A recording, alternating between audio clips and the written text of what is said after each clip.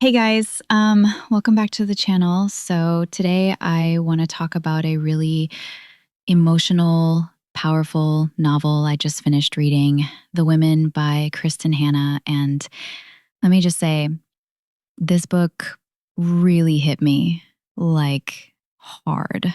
It's raw, it's heartbreaking, and honestly, it made me look at war and women in a whole new way. So, yeah, in this video, I'll walk you through the full summary, and at the end, I'll share my honest review. Let's get started. The story starts with this young woman named Frances McGrath, or Frankie, as people call her. She's from this super conservative, patriotic family in California. You know, the kind where being in the military is like the highest honor, but only for men. So at this family dinner, Frankie says she wants to join the Army Nurse Corps and go to Vietnam, and like everyone just freezes. Her dad literally says, "Women don't go to war." But she goes anyway. Frankie's only 20 when she lands in Vietnam, super innocent, like still figuring out who she is. But what she sees there changes everything. The war is chaos. She's working in this army hospital, and it's like nonstop blood, screaming, dying soldiers. Every single day, she's holding someone's hand as they take their last breath.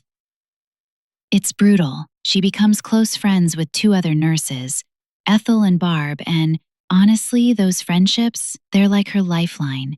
They cry together, drink together, laugh in the middle of madness. It's kind of beautiful and sad at the same time.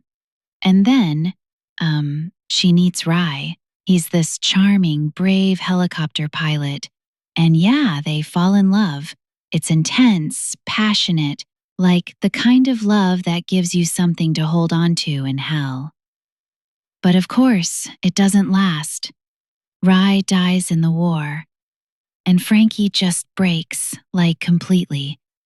Still, she keeps going. She keeps working, patching up soldiers, surviving, but something in her is like gone. And then she comes home. And you think, okay, now she'll finally be safe, but no. People treat her like crap. They call her names. Some people don't even believe women were in Vietnam. Her own family's like, just forget it happened. She's invisible. And that breaks her.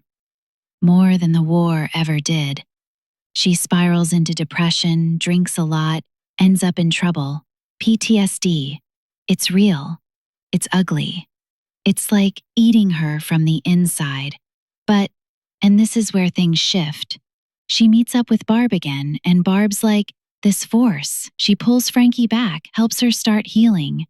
Together they begin to speak out, write, share stories. Frankie becomes, kind of a voice for all the women who were forgotten. At the end, there's this moment at the Vietnam Veterans Memorial. And, you guys, when Frankie sees her name recognized, like finally seen, I literally got chills. Okay, so. Long pause, my honest thoughts? Emotional. The women honestly wrecked me in the best way, like not even exaggerating. I went into it thinking it was just another war novel, but man, it's so much deeper than that. Serious, somber. This book isn't just about war, it's about being erased from your own story. Voice breaking, sad, about what it means to serve, to love, to lose, and then come back to a world that pretends like you never mattered. That hit me hard. Pause, impressed. Frankie as a character is just wow. She starts off kind of sheltered, like this quiet, respectful daughter trying to do what's right. And by the end, she's this battle-scarred, emotionally raw, fiercely resilient woman, proud. You can literally feel her transformation chapter by chapter.